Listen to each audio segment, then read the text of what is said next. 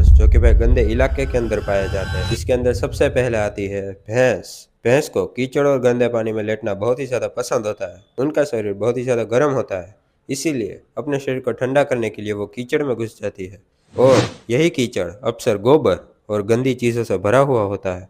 दूसरा है जंगली शुअर, वाइल्ड बोर। ना ही ये जानवर सिर्फ कीचड़ में लौटता है, लेकिन सड़ा गला खाना भी लेता है। कीड़े, मरे जानवर और कचरा ये सब कुछ खा लेता है। इन लोगों का रहना अक्सर गंदे और कीचड़ वाली जगह पर ही होता है। तीसरा है आवारा कुत्ता।